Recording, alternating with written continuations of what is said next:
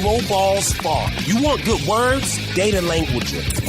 Talk real sports with a real man. Come after me!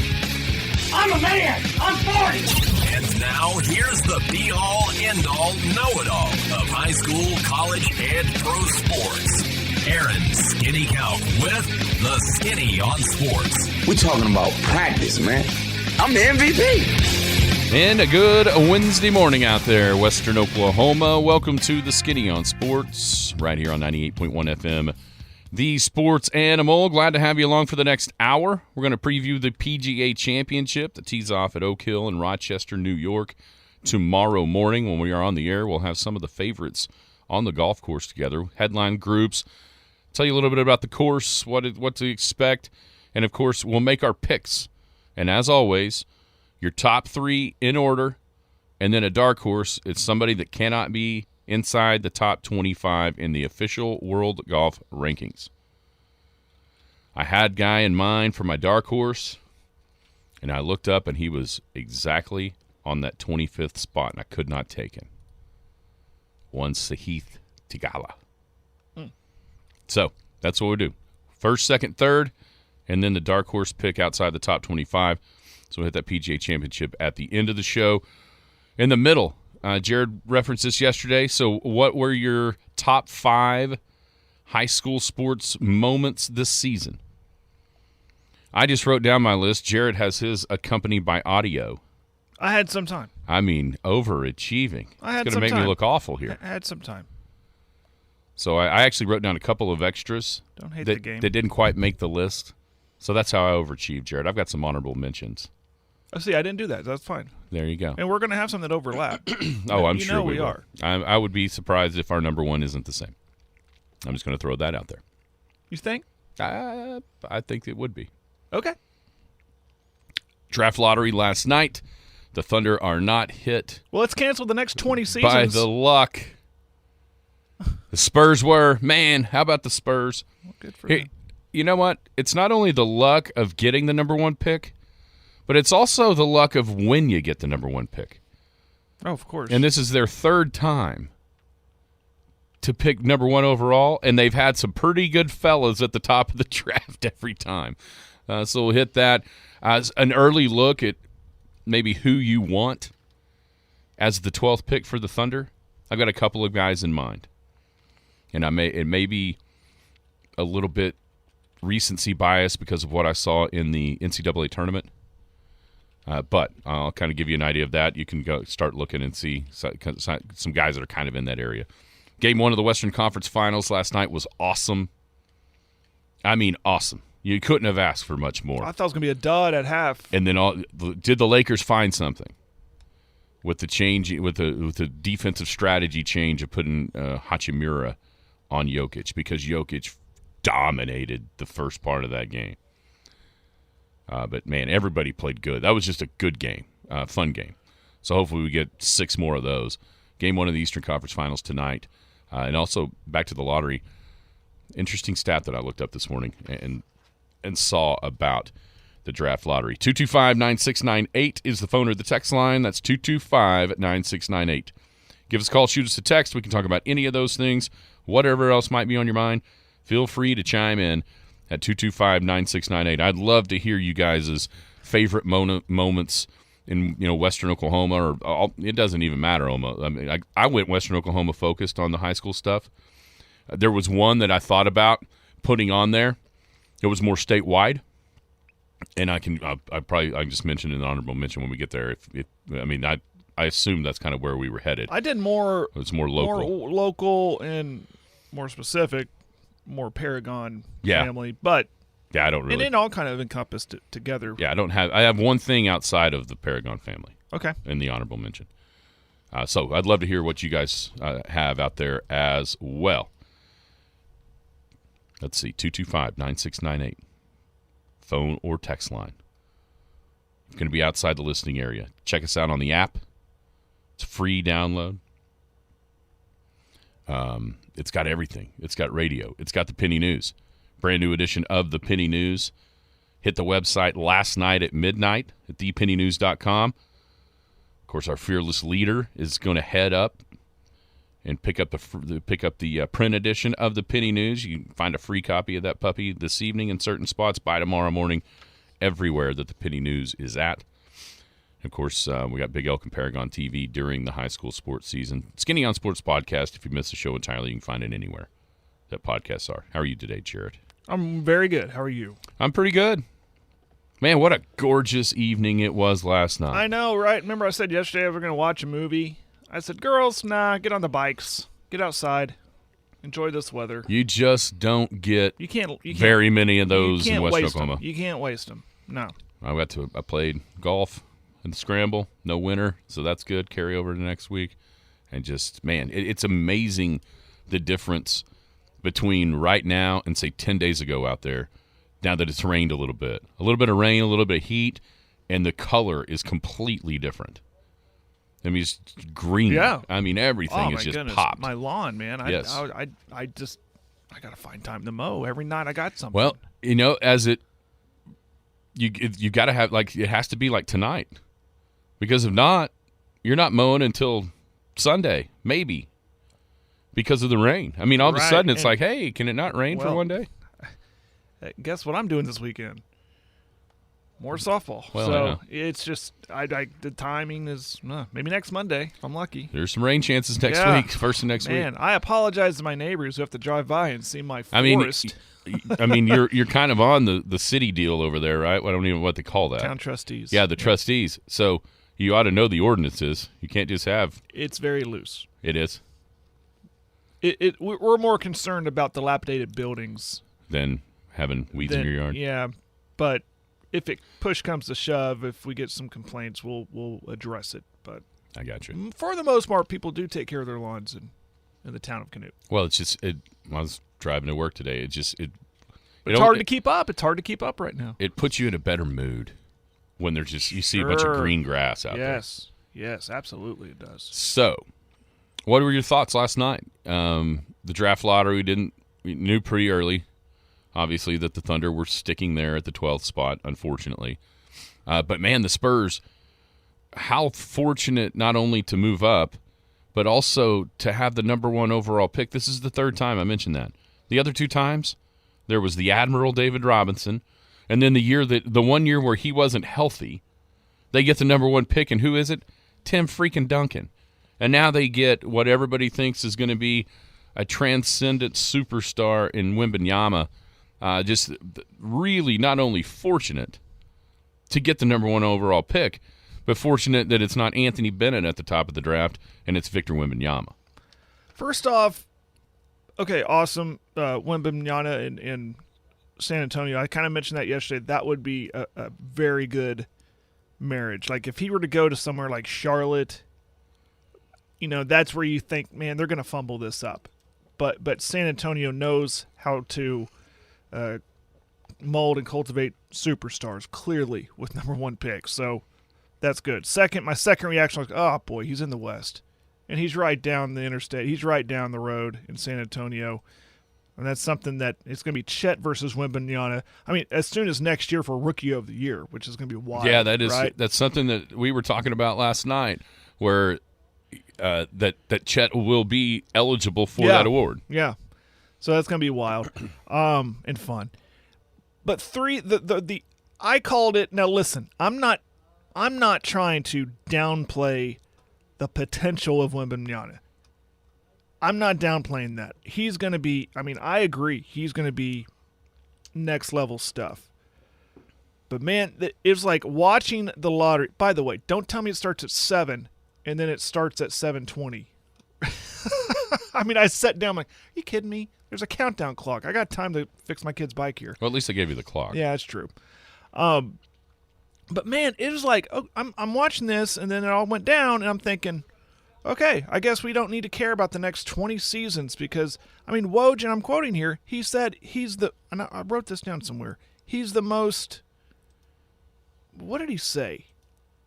I thought it was such an overreactive statement. I'm thinking, man, that could be a career ruiner if it doesn't come true. Let me get with the statement he said. Calling him the greatest draft prospect in NBA history. He said that. the greatest draft prospect in NBA history. I thought, man, that is such a risky statement to make because of the profession that he's in. Because in today's day and age, people save those receipts, right? And what if 5 years, 10 years down the road, he doesn't pan out? He's not the greatest draft prospect. What if he's really, really, really good? But he's not the greatest draft prospect. Yeah, but he is. In NBA but history. the truth is, he is that. That doesn't have anything to do with what he ends up. But right now, people think that he is because of what he is. Right. He's a 7'4" guard. I mean, and he's 19. Just the But I'm like, wow. No, I mean, what are we doing here? But here's so the, we're not. So here's the who beauty. cares where the Thunder pick? Doesn't matter. Here's who the cares beauty where of it. The number 2 pick is. Everybody Doesn't matter. thinks it though. That's the whole thing. There are no receipts because everybody thinks it. Yeah. I mean, this is a perfect time to say something like that, because if it doesn't come true, you go, well, what the hell? Everybody else thought it too. Yeah, you just lean on what everyone else says. Yeah, says. you're not stepping out on any limb for this guy. I'm just one whatsoever. I'm more of I got to see it first. And I know we've seen a lot. There's a lot of tape on him now, but I want to see. I mean, look how long it took LeBron to win a title, right? When he came into the league, and there was rumblings of, man, I thought he was supposed to win one like 2-3 years into the league, and he couldn't get it done. He had to go to Miami and team up and get it done. I think team success like that in championships, I don't think you could put those two things together. With him being what he's supposed to be, I mean, his team may not win. It's a great point about LeBron. But that didn't mean LeBron wasn't the best player in the league, 3 seasons in. Carrying that Cleveland team that was, my gosh, go back and look at that roster in 2007 that played the Spurs and got swept in the finals. I mean, I can't remember who was even. Exactly. Larry Hughes was. What's his name from Alabama? The guard that seemed to be on LeBron's team a bunch. I can't remember. Was the big giant? When did Love join Cleveland? No, it was way after that. Okay. Zydrunas Ilgauskas, remember that guy? No, I do not. Exactly. Exactly. No, I mean, and that's a good question too. Okay, San Antonio. Can you name me one? I can't. Can you name a San Antonio player?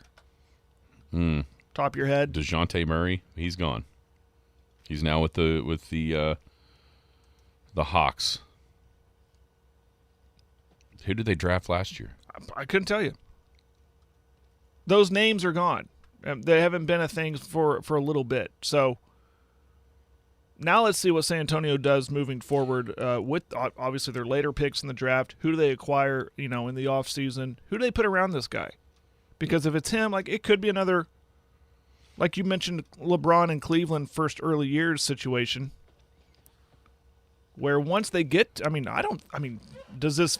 Okay, here we go. I've got it. Does this make them the Western Conference favorites? Oh, next absolutely year? not. No. I don't think so. No. Okay, here we go.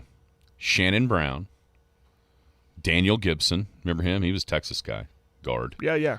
Drew Gooden. There's Larry Hughes. Zydrunas Ilgauskas. LeBron. Damon Jones. Dwayne Jones. Donyell Marshall. Ira Newble. Alexander Pavlovich, Scott Pollard, Eric Snow.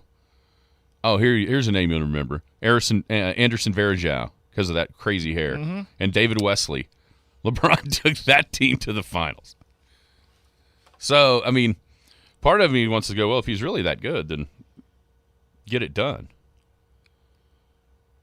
But I think that's way too much to ask. This is what creates the vitriol towards these superstars, in my opinion. 'Cause it's happening to me. I'm like, God, look at this. They're already crowning this guy. I guess I've been taught, let's wait and see. Let's see it happen. Well, like Scott said on the text line, LeBron was the chosen one at 17. Yeah. Sometimes it works out. Sometimes it doesn't. But, man, it was I can't wait to watch him. Oh, yeah, I'm with you. I can't wait to see. I can't wait to see how it transitions into the NBA, and if we are taking recent history into consideration, the overseas guys are having a lot of success now in the NBA. So no doubt. And then how much longer? Because we saw it last night. It seemed like Pop was kind of on his way out? That's a great question. How too. much longer does this rejuvenate his career? Does he say, I think I'll give you another 5-10 years? Exactly. Maybe, if he goes and grabs another title, that might be it. Mm-hmm. And by the way, there's a lot of really good coaches on the market right now.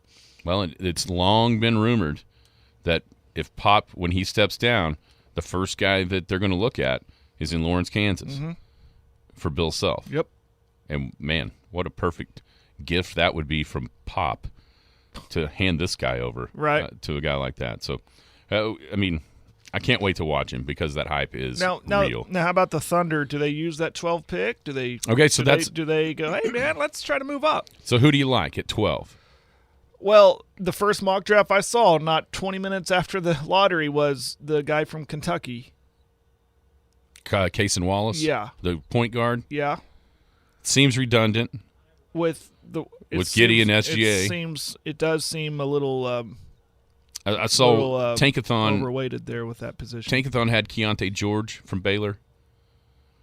Not my favorite. I'll tell you who my two favorites are. Who's that? I think the first one may be just a couple of picks out of reach, and so if the Thunder like him, they may have to move up to say 10 or 8, somewhere 8 to 10. That's Grady Dick from Kansas. Yeah, you do like that guy. I like him, but then I started looking, and I saw another name that I think I even like more, and this may just be because of the recency bias of watching him in the NCAA tournament, and it just seemed like, oh my gosh, I wish that guy was on the Thunder. Jordan Hawkins from UConn. The guy that kind of looks like Jay-Z. Okay. He had the long socks. Yeah. Kind of a shooting guard, small forward type guy. Athletic as all get out, but this one can shoot. Fits the Presti mold. Long and athletic, but actually he can shoot. I would love I think I've moved Jordan Hawkins to my favorite instead of Grady Dick. And could be a potential replacement in the lineup for, say, Lou Dort if they want to get rid of him. Which could come on draft night. It could come before with all the assets, and we know they're not using all these picks. So you could see the Thunder, if they want to be aggressive, move up. I mean, there's going to be a lot of people after – I heard this said this morning, 2 or 3 that, we're interested in moving around. So yeah. And that's going to be the hardest part for me is outside of Wembanyama just trying to – What about the rest of the guys? Other guys, there's the dude from Alabama. What a spin job they try to do on that guy. Mm-hmm. Did you hear that? What they're talking? Give me a break. Yeah, give me a break. I wouldn't touch him. He feels like if the Thunder would have got up into the top 4, he feels like as far as a fit, just playing style wise, would have been the guy. But there's no way they would draft him. Brandon Miller. It's called the Thunder culture. He doesn't fit the Thunder mold. So it'll be interesting to see what happens between now and the draft. All right, last night, gosh, Jokic was just so awesome. Man, he was awesome. He's the first guy in league history with back-to-back 30-point triple-doubles while also shooting 70%. Was he 12 of 17 last night? 34, 21, and 14. Anthony Davis, 40 and 10. He was good. LeBron was good. Jamal Murray was good. Austin Reeves was good. It was just – it looked for a little bit like, okay, Denver's going to blow them out in Game 1, and we'll see what happens in Game 2. But Darvin Ham makes the change defensively to put Hachimura on Jokic, and that seemed to work at least enough to get the Lakers back in the game to where they're shooting threes to tie it, both Reeves and LeBron, there at the end after being down, 14 going into the fourth quarter. So I think, for me, both sides had to feel pretty good. Denver didn't close it out probably like they wanted to, but they get the win. And then the Lakers kind of struggled early, but maybe found something defensively to slow down at least Jokic a little bit. And the question now, and it was asked here by Sam on the text, after last night now, will LeBron and AD be able to put together another performance like that and try to carry the Lakers to a win in Game 2? I found myself there down the stretch rooting for Reeves, right? He hit that 1-3, and I thought, come on, man, take over here. And he was awesome. 23 points, 5 of 9 from outside. What do you have, a 12, 11 in the fourth quarter? Without look, I don't know. But That's but yeah, I mean, hats off to the Lakers for not folding tent and just trying to take their lumps and get to game 2. Now they got to feel like they got a lot of confidence going into game 2 with a chance to take one on the road. Yeah, I think both teams had to feel pretty good, right? I think so. The guy. A lot of times you see guys that you need to play good don't. Man, everybody that needed to play good on both sides played good. Mm-hmm. I mean, it was just a fun watch, and you're just amazed, or I'm just amazed at what Jokic can do when he's not the prototypical quote unquote athlete out there on the basketball floor. Yeah. Man, he is just. I think there's a whole bunch of people that are regretting their MVP vote right about now, and I don't understand why, because it's a regular season award, But I think when Perk said what he said, a bunch of people rallied around that and didn't even think. Mm-hmm. Right? They just went toward a narrative and let it go. And Embiid was great, but when people get to like sit down and actually watch Jokic like they do in the playoffs night to night, you just go, my goodness. You just marvel at how good that guy is. Incredible game last night. Tonight, game 1 of the Eastern Conference Finals. I'll be honest with you, I don't expect it to be near as much fun. Outside of Jimmy Butler just being a one-man wrecking crew, I don't see how the Heat beat Boston. Because to me, Boston has the best roster in the league. The most well-constructed roster in the league. Yeah, I just don't see it. For me, give me 7 games of Lakers Nuggets. Give me like 5 games of Heat Celtics. Let's just rip the Band-Aid off and get this over with. Boston just seems like the way better team. They do to me as well. All right. And even if it was the 76ers, I feel like they would be the better team than Miami. Oh, yeah. And maybe it's just because of those role players that you don't really know of. When Hero's hurt and, it's Jimmy and Bam and whoever else. By the way, I want to ask you a question. Everybody text in if you have an answer. Jokic and AD, only the third pair of centers with 30 apiece in a playoff game. Who are the other two? Didn't get that question out in time. So here's the deal. Jokic and AD. That's called a pop quiz. Pop quiz. Yeah, it was so fast you didn't even have a chance to answer. So Jokic and AD both went for 30-plus last night. They are the third pair of centers to do that in a playoff game. The question is, who were the other 2 pairs? Man, I can't think because the league lately has not been centered around the center. So I'm thinking back in the 90s, right? Yes. Oh boy. It's not Rodman. He didn't score a lot. I don't know. We could be here forever. Should we let our listeners, give them some time to text in? Yeah, we'll give them some time. Okay. Which begs the question: are we seeing a comeback of the center position? I mean, Wembanyama, is he a center? I don't think so. Is he everything? Yeah, I think he's just kind of a guy, right? But here's the thing: when you do have one of those that is highly skilled, they dominate. Because there's not a bunch of resistance out there. No. Golden State has put out that mold of a centerless. Jeremy got close, but no cigar. He got what, half of it? He got half of it. Okay. There's 2. There's 2 pairs. He got half of 1 pair. Okay. And by the way, it happened in the same playoff run, which is interesting. So the Jokic and AD joined these other 2 pairs of centers to have 30 apiece in a playoff game. It's a thinker. It is. Let's go to your history books. Okay. You mentioned this yesterday after this past weekend with the tennis tournament, the 4A baseball, everything wrapping up in a nice little neat and tidy bow for the high school sports season. And kind of hey, let's relive it. And let's do like a top 5 of your favorite moments or the best moments or what have you throughout basically Western Oklahoma. And so we both put together our top 5. You have audio. I have extras in that honorable mention. And so I'm going to start there.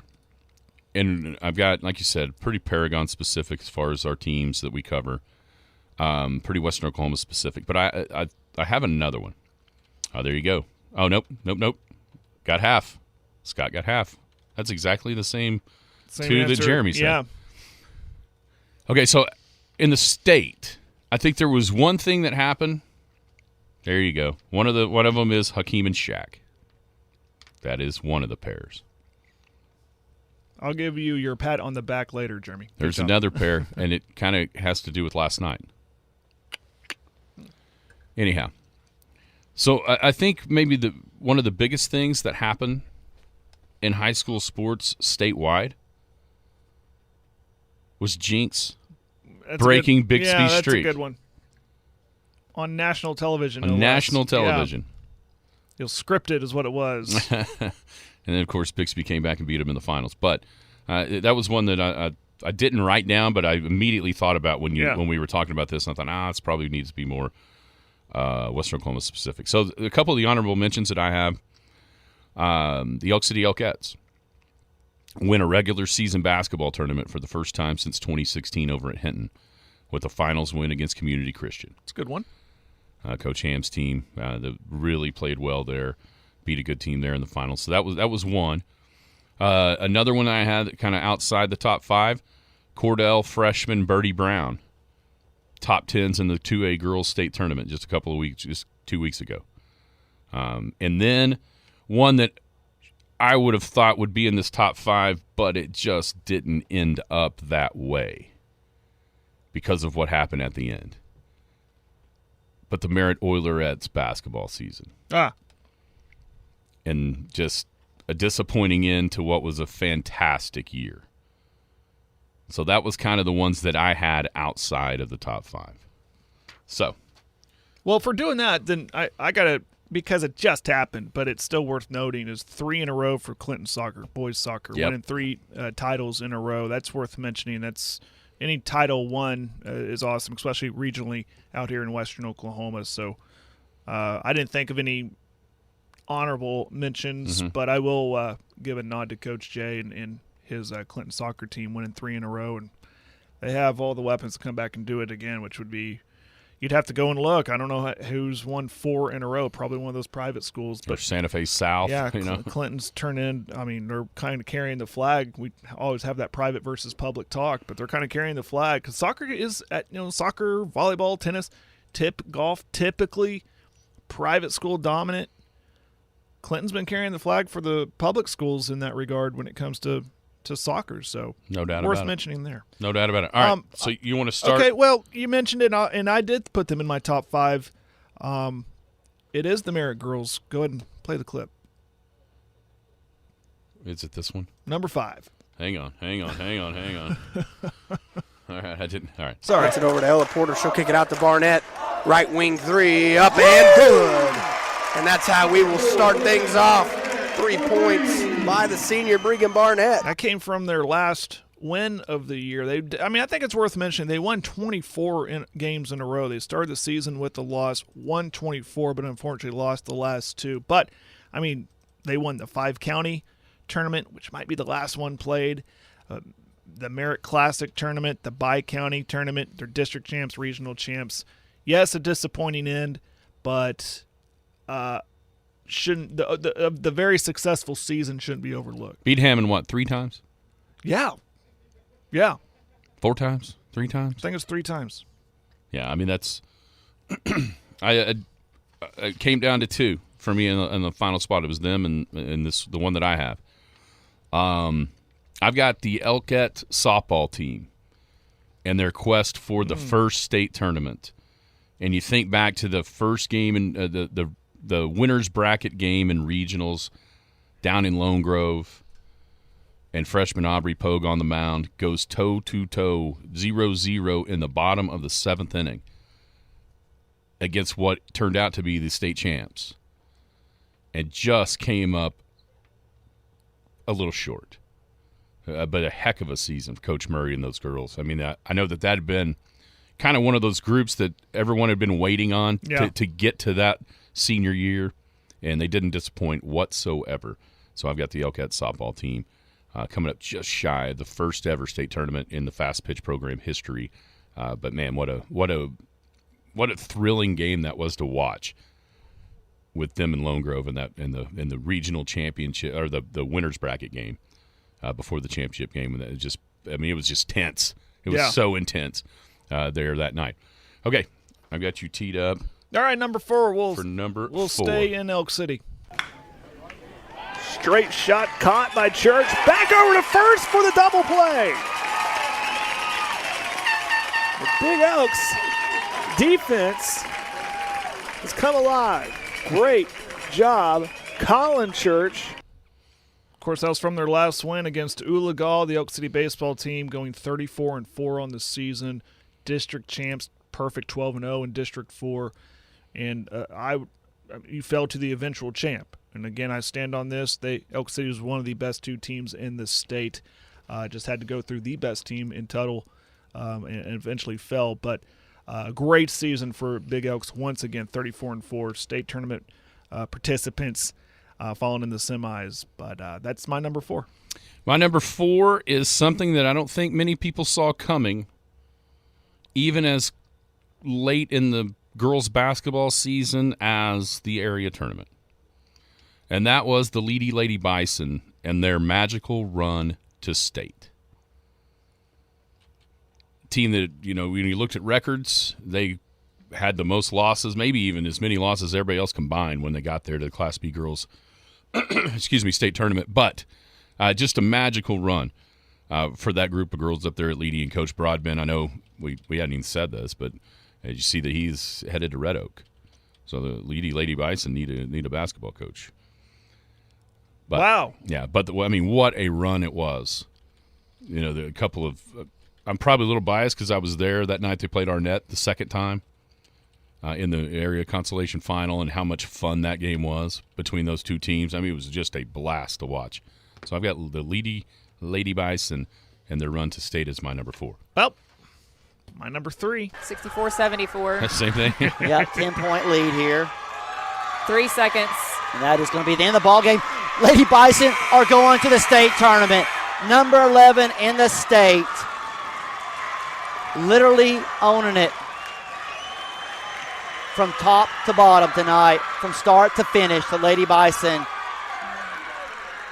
defeat the Lady Wildcats of Arnett 74-64. Of course, that's Lake Carpenter and Treasure Schweitzer on the call there. Yeah, I'm with you. Scrapped out a 20-12 season. It looked like one of those down years. They didn't win a tournament all year, but then they won the tournaments at the right time. They won district, they won regional. They took La Mega to the wire in the area final, and they bounced back and beat, like you just heard, Arnett. In fact, they had to go through a really good Arnett team twice to get to the state tournament, and then they would lose to the eventual champs in Hammond. So that was a highlight for me in Leedy. Yeah, number 3 for me just happened a couple of weeks ago. The trio of slow pitch softball in the state finals. Hammond, Leedy, Canute. A trio of silver balls that, headed back here to Western Oklahoma. So that's I've got those. That is my number 3. Listen, it would have been easy for me to throw a bunch of Canute stuff out there for obvious reasons, but I'm glad you did. And just to piggyback on that, Canute baseball making state in both fall and spring, and so successful year for Canute. Number 2. Jones under center. Austin sends Garbarino in motion. Turns hands to Owen. Owens is going to plow his way forward. Is he in? He is. It's a touchdown for the Big Elks. 5-yard plunge by Levy Owens. And Elk City's on top first. Well, it was the Horns. Number 2 is the Horns. Now, Elk City football won in District 1. They make the semis again. They finished 11-2 on the year. And for the first time since, I think this is right, since 98, defeating both Clinton and Weatherford in the same year. Am I wrong? I think that's right. That's right. That's the first time that's happened.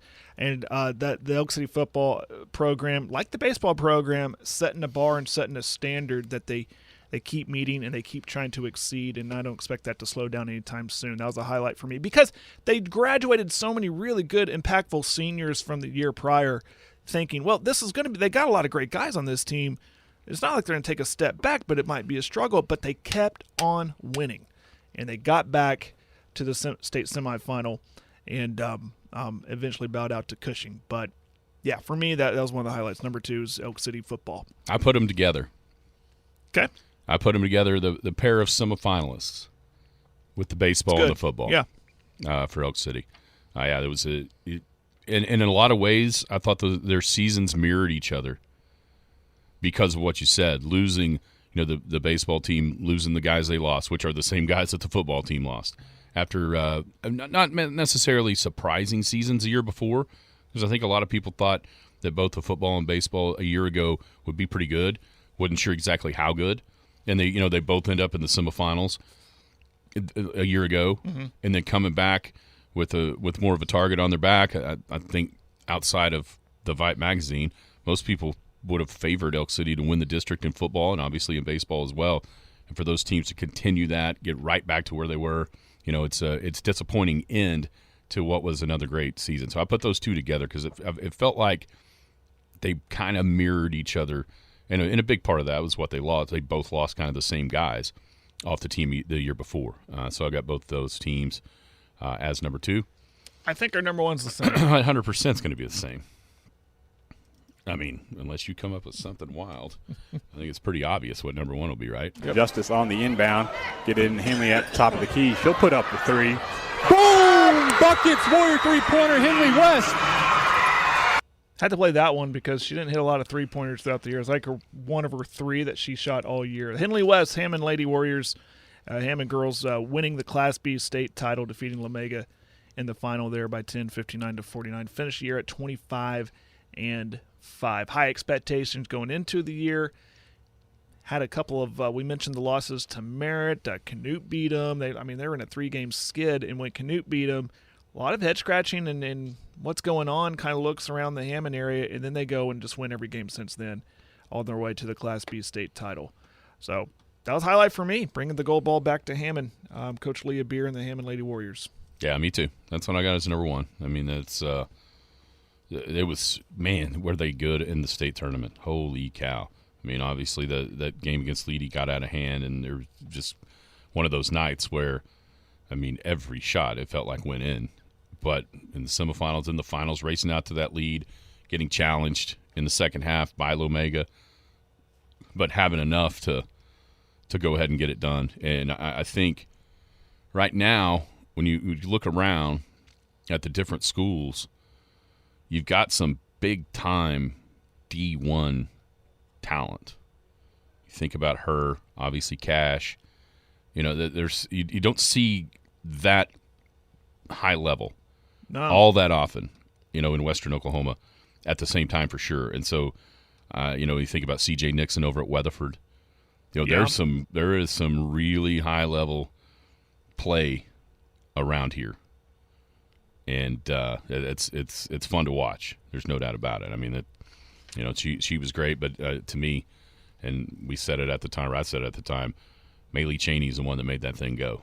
And gosh, did she play well? She was a leader. And there was a lot of Binkley was good, and obviously everybody on that team played well. Henley got the pub as she should and as she did. She was dominant, but it was more than just her.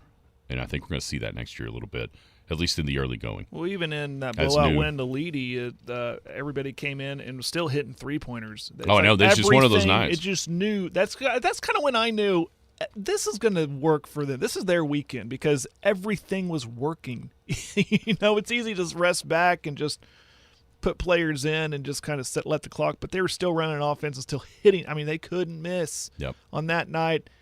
It was just sometimes that works. That's how it works out for teams. But Hammond proved to be the best team in Class B this year. I'm sure we're missing a lot. I mean, some people are yelling at the radio. What about this? What about that? It's impossible. Texas. Texas, in your opinion, yeah. I mean, I had one, and we mentioned it, the Canute softball, but we didn't mention Coach Gillette. That's his first year taking over the softball program, and he takes them to state in both fall and in spring. I mean, you talk about setting a bar. I mean, the level of success there is worth mentioning, and there's a lot of that happening in Western Oklahoma. A lot of individually. You mentioned the golf. We had a lot of young men and women in track, cross country. Yeah, Bregan Barnett, back-to-back 300 hurdle winner in 2A. Yes, it just. I think, gosh, what she has? She had the gold there, was third in the 100-meter hurdles and third in the long jump. Have a day, huh? How about the trap shooting teams? Yeah. You know? Absolutely. There's so much to mention. We just tried to get, the 5 most memorable ones, and we'll do it again next year because I don't doubt we'll have a lot more success moving forward. That's right. For all these schools. So congratulations to all the schools here and out here in Western Oklahoma. When we return, get your PGA Championship picks in. We'll talk about it. Tees off tomorrow morning on a chilly Oak Hill in Rochester, New York. Last segment of a Wednesday. It's been a good show, Jared. Well done today. Yeah. Well done. Very good. All right, PGA Championship. Right quick, though, since we're going to talk golf, today's the final day of the different regionals around the country in men's golf. And so qualifying, all these teams trying to qualify for the national tournament. Up in Norman at Jimmy Austin, Oklahoma out to a good start today and really creating some separation. They went in to the day only 5 ahead of 6th place Duke. Top 5 advance. OU was in second, but only 5 shots ahead of Duke, who was in 6th.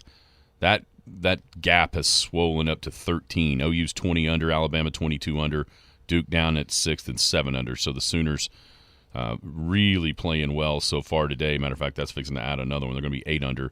Patrick Welch 4 under through 6. Ben Lorenz 3 under through 4. So Oklahoma creating some separation and some breathing room, looking to win the regional, obviously, but for sure be in the top 5. And it looks like Oklahoma's in a really good spot to do that now. Out in help me. Go ahead. And help the listener too, I guess. The website you're looking at. Golfstat.com. Golfstat.com. Thank you. Yep. Well, it's really good about. Yeah, they're right there, live scoring. It goes out. You can watch it in real time. Oh wow, you got them all right here. Yeah. Norman Regional. Oklahoma State is in a dogfight. They're just now teeing off out in Vegas. The leaders are teeing off. Oklahoma State sets in 7th, 5 shots back of Northwestern, who is 5th. So the Cowboys are going to have to get with it today in order to qualify for the national tournament. So OSU 25 under, but 30 under is what it's taking at least right now. And so both of those teams looking to end up in that top 5 of their regionals in order to advance on over to the national tournament. Also, real quick, the Oklahoma City Stars are in the national tournament, NAIA national tournament. They didn't play great yesterday, down in 16th at 14 over. Reason I mentioned that, Trace Hill, former Big Elk, struggled to a 79 yesterday for the Stars. So they're going to have to play well to try to get themselves back into that vying for the NAIA National Championship. So that's kind of the college golf scene as we speak. Professional golf, all eyes will be in Rochester, New York with the PGA Championship. Pretty crazy. This has been kind of there's one major outlier because this has been kind of a young man's event over the past half a decade. So your last 6 winners. Last year, JT was 29. In 2019, Brooks Koepka, 29. The year before when Brooks Koepka won, he was 28. JT in 17 was 24. Colin Morikawa in 2020 was 23. So 5 of the last 6 under 30. And then you got Phil at 50 back in 2021. So it's been more of a young man's event. I think a big part of that is the courses they play, kind of bombers' paradises a lot of times. Oak Hill it's long and it's going to be cold. We were talking off the air. I think, and I wish I'd have looked at the tee times. I didn't see the pairings until I'd already kind of decided who I wanted to pick. But I really think the guys that tee off tomorrow afternoon and then Friday morning are going to have a distinct advantage. I mean, they're calling for wind chills in the morning at like 34 when these guys are teeing off. So I think there might be a decent amount of separation, at least going into Saturday, between the waves. We saw that at Southern Hills last year, where Justin Thomas, who ended up winning, but he was one of the very, very, very few guys in the top 10 or 15 after 2 days in the wave he played in. You know, just kind of, and golly, where did we see that? Maybe at the Masters, where Rahm was like that. Yeah, that's right. That's how good he was compared to everybody else. And then once they settled into the weekend and kind of had the same draw, you saw him pull away. I think we might see a little bit of that again and that's just total luck of the draw. So the afternoon guys, I think, are going to have an advantage for at least the first couple of days. It's a long course. It's cold. 17 and 18, I think, on Sunday provide a chance for all kinds of things. It's going to be probably the 2 hardest holes of the week. Number 17 in the 3 majors that Oak Hill has hosted has played as the hardest hole. It's 502 par 4. And then 18, we saw the drama back in 03 with Sean McKeel knocking it in there to literally an inch to secure the win over Chad Campbell. So, he hit a great shot. I also think there's a chance for not necessarily just total disaster, but, man, if you got I think there's a chance that you see on those last 2 holes kind of a 2-shot swing where somebody makes bogey, somebody makes birdie type of thing. I think that is very realistic possibility because of how hard those 2 holes are coming down the stretch. Some groups, the kind of the headlining groups. Tomorrow morning, you've got Scotty Scheffler, Brooks Koepka, and Gary Woodland. That's an 8 o'clock tee time. I'm sure those are Eastern, East Coast time. Mm-hmm. I bet you. I'm sure they are. You got Rory, JT. There's no way they're teeing off at 9. No. You won't be able to get down with 156. So I'm sure that's a 7 o'clock tee time, our time. Rory, JT, and Colin Morikawa at 8:11. Shane Lowry, Jordan Spieth. Spieth's interesting. Pulled out last week because of a wrist. Not sure he's there. Going to play. Looks like he's going to give it a go, but I don't know how serious he'll contend. He's playing with Shane Lowry and Victor Hovland. Matthew Fitzpatrick, Cam Smith, John Rahm. That's an 8:33. Then in the afternoon, kind of the 3 headlining groups is, I guess it's Adam Scott, Max Homa, and Tony Finau. You got Xander Schauffele, Tyrrell Hatton, DJ, and then Patrick Cantlay, Ricky Fowler, and Phil Mickelson. I like when they go to different courses that you kind of hadn't seen in a while. I mean, this one hadn't hosted a major in 20 years. Yeah. And, it's not necessarily a memorable place, but then you kind of relearn what's happening. So this will be kind of a different experience. It's like total 180 of, say, Augusta, when everybody knows where the pin's going to be on every hole on Sunday, and you remember all these shots. The 2 things that I can remember about Oak Hill is, 1, Sean McKeel shot into 18 the last time they hosted the PGA in 03, and then also in 1995 the Ryder Cup, in which the Europeans defeated the Americans for the first time on American soil in forever, and maybe ever. And Jay Haas was a big part of the collapse there, down the stretch. So it's not a very familiar course whatsoever to the American public golf fan. I'm impressed you remember stuff from 95. Well, I barely remember social studies my 5th grade year. Well, I was 15, Jared.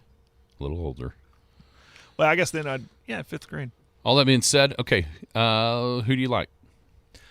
I made a switch during your commentary about the weather, but I had him in my top 3. So my favorite for me, because of where he's from, I think this might play into the weather won't bother him. He's from Northern Ireland. I'll go with Rory McIlroy. Oh my gosh, really? Yeah.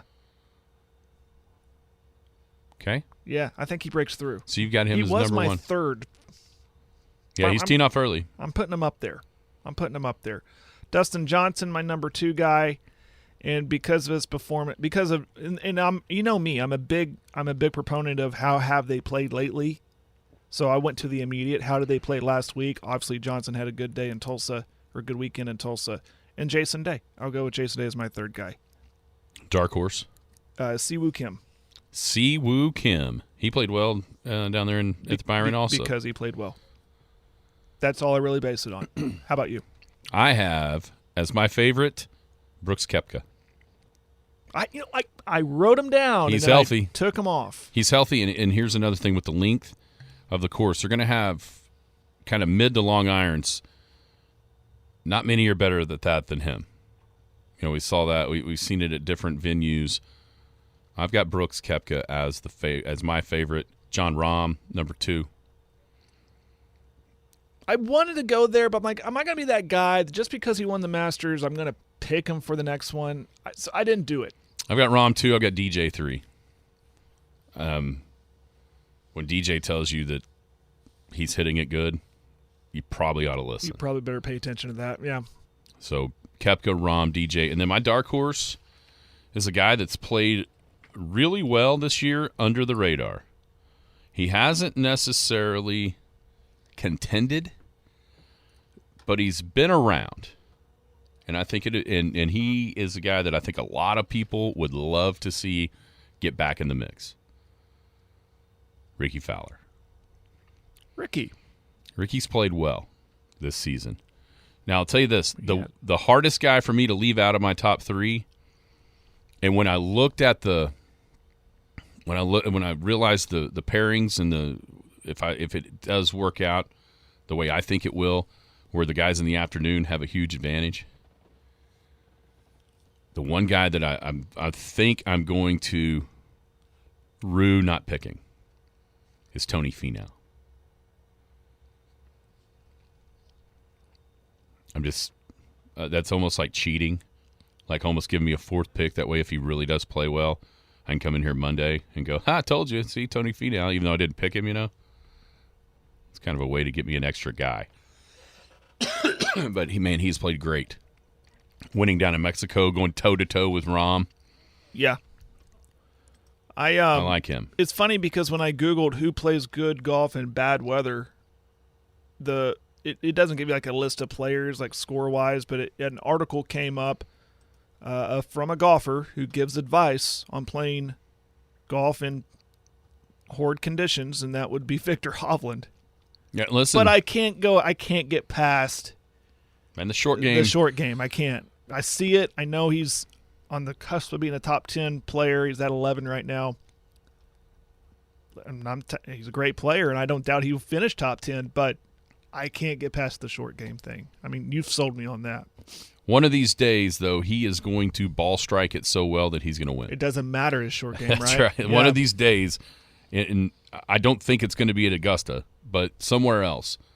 Where a course will play into his game. I think so. I mean, Augusta, there's just too many shots that you're going to have to hit. No matter how well you hit it, you're going to have to use short game more than maybe some of these others. But eventually, he's just going to ball strike the death out of it and win one because he is so talented. But I'm interested to see. I just got a text on my phone, but I'm interested to see because going into the Masters just a month ago, and maybe it's just here because of kind of the vibes of Live Golf Tulsa coming off of that last week. But it doesn't seem like there's as much vitriol for those guys going into the PGA as there was for the Masters. No, the only thing I really saw is Rory said he's not going to be the face. He's stepping away from being the face of the PGA when it comes to PGA versus Live. I saw some article, some highlight come up. I thought, was he elected this? Is Rory turning heel? I don't know what's going on. Is this Shawn Michaels kicking Marty Jannetty through the window of the barber shop, where Rory's gonna turn to the dark side with Live Golf? Is this a precursor to that? Did Phil get a hold of him? Greg Norman get a hold of him and turn him the other way? What's happening here? Oh my God! Oh my God! That's Rory McIlroy's music. It's interesting. Who knows? I saw that too. Because he's been outspoken. Oh, very outspoken about this. Maybe it's him personally thinking, I just need to shut up and play golf. I need to quit. I need to take something off my plate here, and maybe me being the poster child of PGA is one of the things I can just take off. Maybe so. It's going to be fun. Major golf weeks are always so much fun. This one kind of snuck up on me, to be honest. Yeah. I mean, with baseball and everything we've been doing, I look up, it's PGA week. Here it is. Wish it was at Southern Hills again. That was fun. Yeah, looked like a lot of fun. It was. By the way, we're going to have to watch that full swing The Netflix deal. I know. We're going to have to watch that. I watched a little bit of it, the first episode with JT at Southern Hills. It's really interesting. We're gonna have to need to watch that and then be able to. Like I know homework, Scott's yeah. begged us to do it. We haven't done it yet. Let's get through the NBA Finals and when we got Kinda that when we little need something. downtime. Yeah. We'll have to do it. All right, everybody, have a great Wednesday. We'll talk to you in the morning. Skinny on Sports right here on the Sports Animal. You've been listening to the Skinny on Sports podcast with Aaron Cow. Be sure to hit that subscribe button to get alerts of when the latest podcast is available. Thanks for listening. That ball is blistered to right. Way